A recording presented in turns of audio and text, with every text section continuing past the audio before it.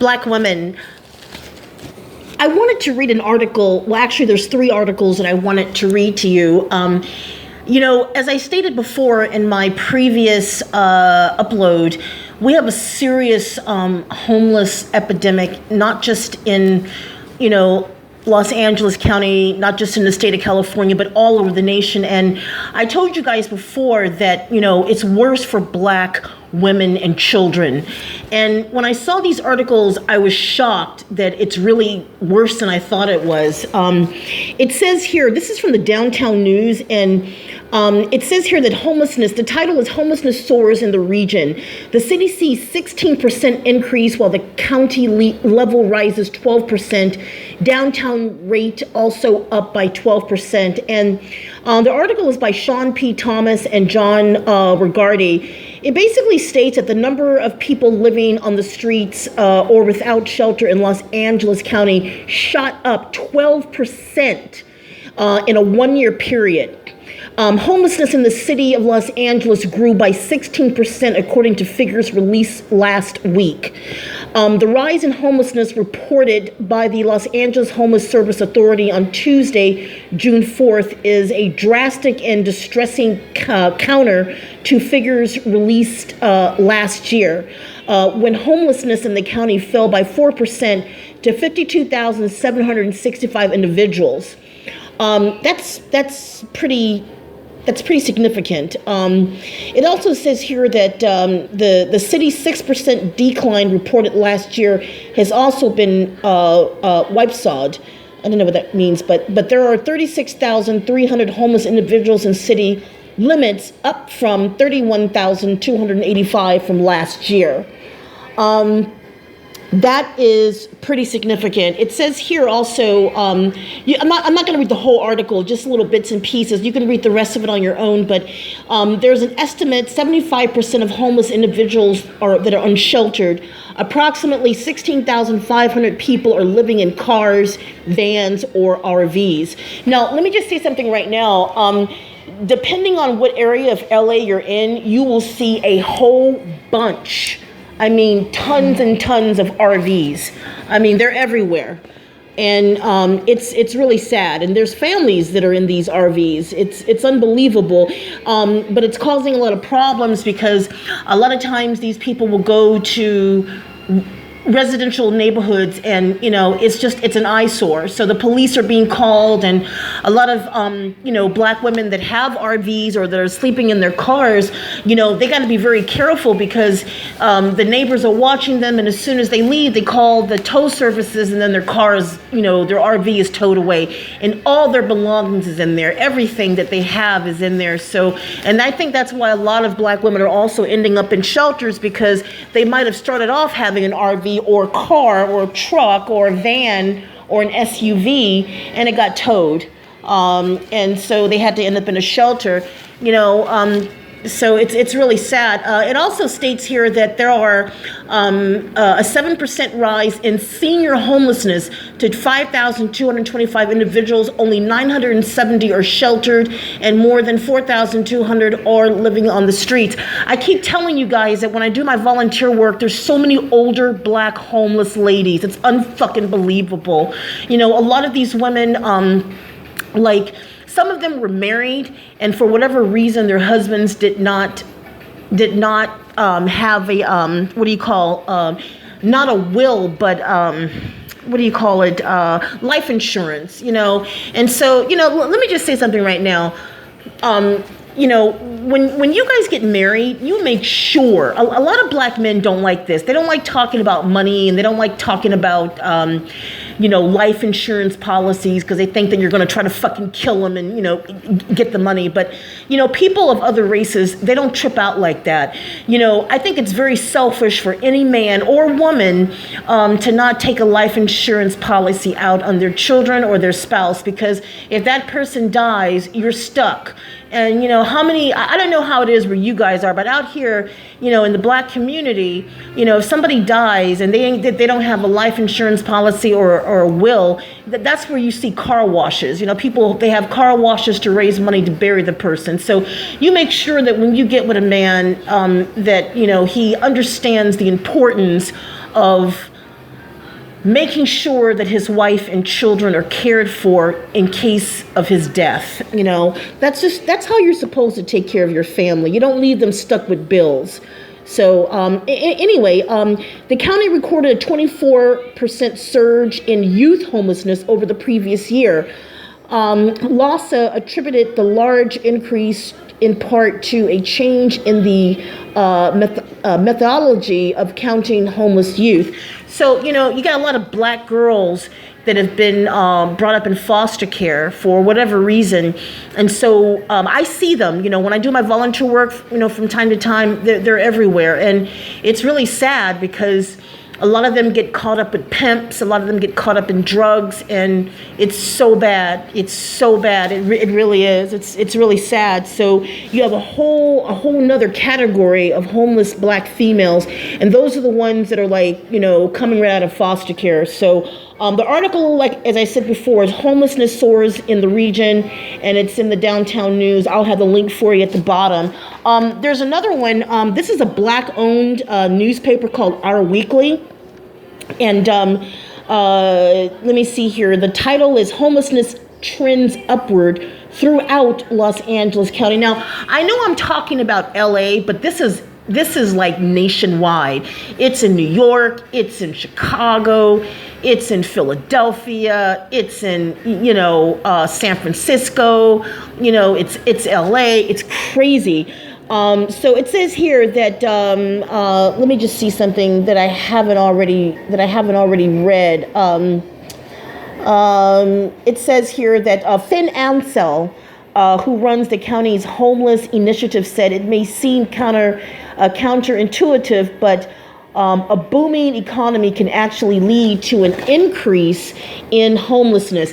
Remember, I keep telling you guys that, there's a whole lot of construction going on down here. There's I live in the arts district. I live in a pretty good area, right? But if you look at Bunker Hill and the financial district, and then you got South Park, that's where Whole Foods is, and the $10,000-$20,000 penthouse apartments, and Staples Center, and where the Lakers play, and LA Live, and all that stuff.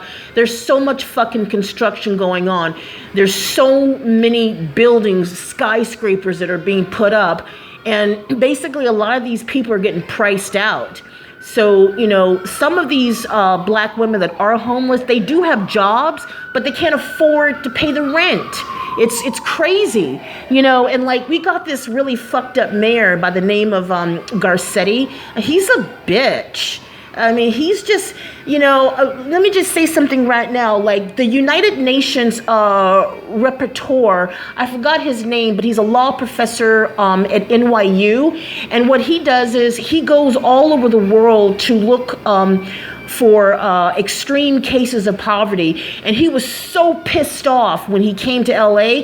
He went off on the officials in the city of Los Angeles. He was like, how are you guys getting all this money and you've got this huge homeless population? I mean, you have a typhus outbreak going on right now. It's crazy. So, the volunteers like myself, they instruct us to, wear full body clothing so that we don't get bit by the fleas that are coming from the rats that come up from the sewage at night and jump on the the homeless people in there. Some of these rats, I've seen it myself. Some of these, the people that live in the tents, the rats chew through the tents, and sometimes they even attack the dogs. It's crazy. And if you have an open sore and one of those fleas get on you, you're fucked. You have a lot of homeless people, for whatever reason, they don't feel safe going to the doctor. So they just deal with it and then they die. And you often see a lot of the coroner office, they'll seal off a tent area because it's a dead body in there. It's crazy. Typhus is it's fucking serious, man. I remember when I was walking with my fellow volunteers, we came upon 3 rats, within a few feet. These motherfuckers are so big. They're the size of baby chihuahuas. These are some big bitch-ass rats, man. These motherfuckers are huge. You know, they're big motherfuckers. So, I mean, and they're, it's just like, fuck. And the city, like, they'll just leave them there. Like, they have cleanup day, you know, where they have to make the homeless people move. And it's like piles of fucking rats, man. It's crazy. That's why, you know, if you got a roof over your head, black women, you need to wake up every day and thank the good Lord. If you got a job, you better hold on to it and get your ass back in school. And if you already got a BA, you better get your master's degree, because it's getting rough out here. I'm telling you, it's fucking crazy, man. I mean, it's fucking crazy. I mean, these are some big fucking rats. I mean, it's crazy. I had one lady that, you know, she talks to us from time to time, right? She's got like mental illness, but she says that, you know, the hawks, they come down at night and they get the rats, and then they're getting sick. And they're, you know, I mean, it's fucking crazy. It's crazy. So, let me see what else. Let me see. In the last year alone, the county has helped 21,631 people find permanent homes, and another 27,080 who were homeless at some point during the year were able to lift themselves out of homelessness, according to the data. But officials say more needs to be done to increase the supply of affordable housing and prevent other families from falling into homelessness. The Los Angeles County officials said that they are adding strategies geared at combating economic factors when the Board of Supervisors approved $460 million in Measure H spending on homelessness 3 weeks ago. But see, like, here's the thing: the city officials, they're basically pocketing a lot of the money. I mean, you look. Yeah, they're putting people in permanent housing, but there's more and more and more people that are showing up on the streets. And it's a lot of black women and children, because they've been fucking abandoned. You know, they've been left out in the cold. It's fucked up. And a lot of them are coming from domestic violence. A lot of them have been abused. A lot of them, it's really fucked up. So, yeah, so I'm going to have the link at the bottom. And then the last article that I have, remember I just told you, right? Like, a lot of times if the homeless people, if they're like in a car, like a SUV or RV, and their shit gets towed away, everything is in there, their whole life, right?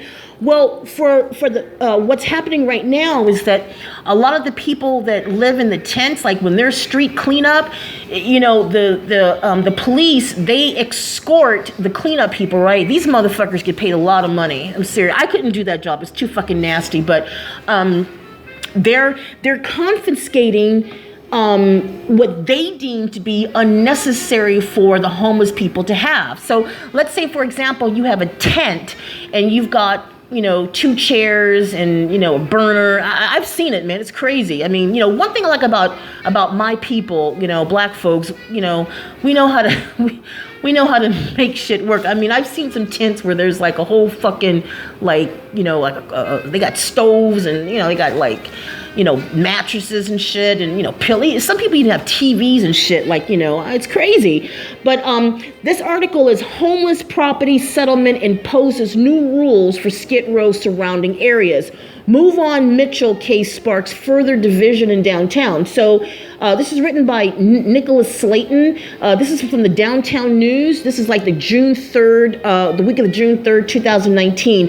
In a landmark legal settlement, the city of Los Angeles agreed not to limit the amount of belongings homeless individuals can have in or around Skid Row, and set new rules for what items can be seized and under what circumstances.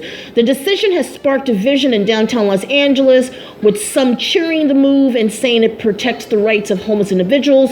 Others charge that it will worsen the already dirty and cluttered conditions on many streets and sidewalks, and sets a different standard for downtown other than neighborhoods.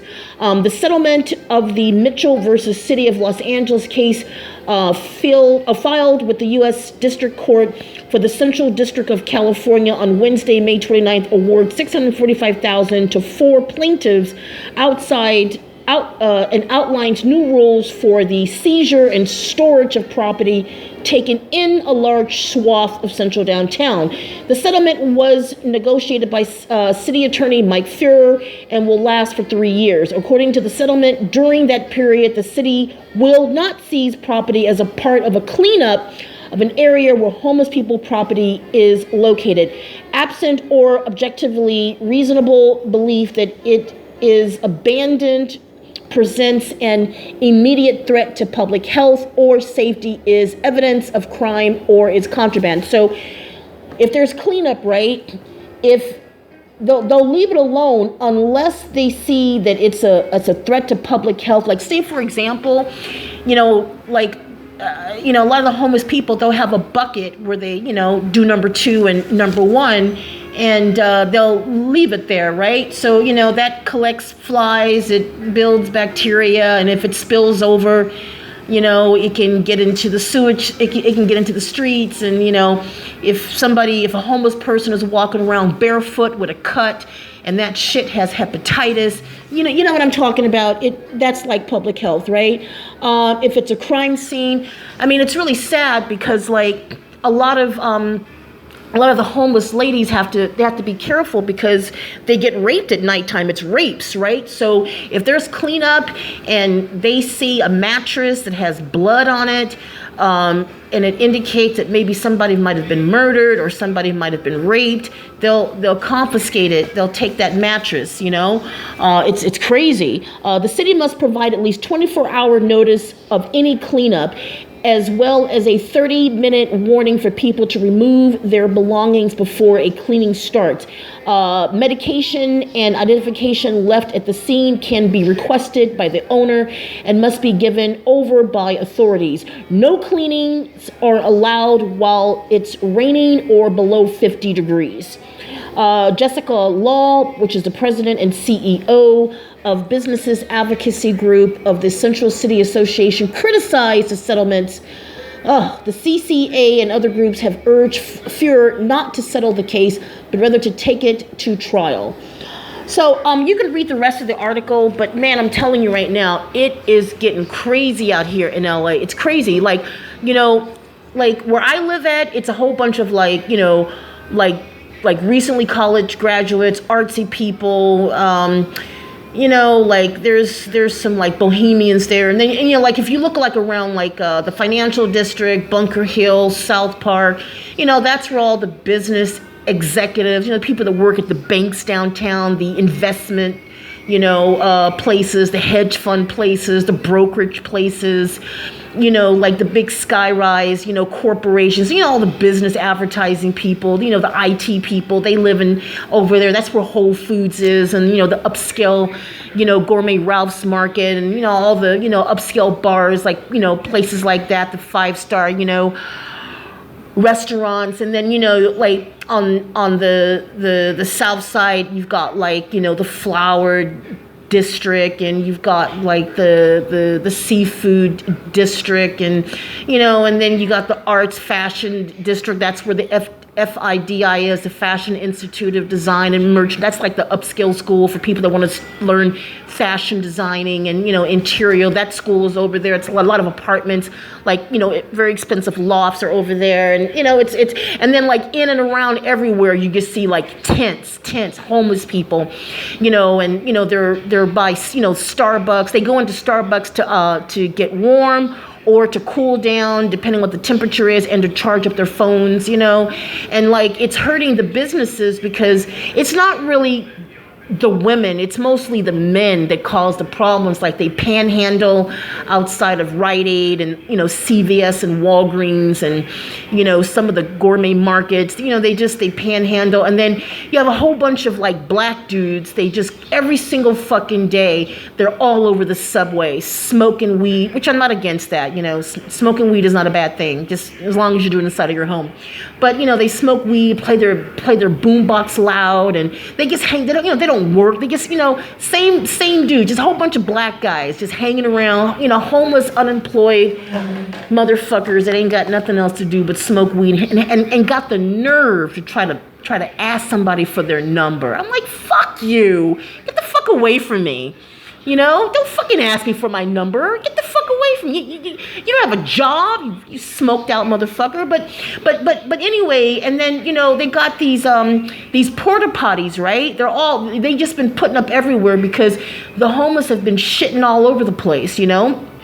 So now they got the porta potties, but the problem with that, now they've got like cleanup security guards / cleanup people that they sit around, they guard it, right? Because a lot of the drug addicts would go in there and shoot up and do drugs, and then some of them would OD and not come out, and some would, you know, stay in there for, you know, like up to an hour, 2 hours, and then people, you know, like, I feel bad, like some of the prostitutes would go in there and turn tricks. So it's like the city, they hired these special people, they wear these uniforms, and all they do is they sit around and they make sure that after every person goes in there, they can't be in there for more than maybe 10 minutes, and then when they come out, they check it, they clean it, you know, all that type of stuff. And, you know, another thing is, I don't see too many black ladies doing it. I do see a lot of whites and a lot of Latinos, and I see some black guys doing it. They're shooting up. I mean, there's fucking needles all over this place. It's crazy. Syringes every fucking where. I lie to you fucking not. It is unbelievable. I got to get the fuck out of here. I mean, you know, it's like, you know, like downtown LA, it's a combination of super rich, hipsters, bohemians, artsy people, and homeless people. And, you know, we're all interacting together. And then it breaks my heart when I see these homeless black women and their children, because they're fucking like, they're stuck. It's really fucked up. But read the articles, and yeah, I'm out. Take care.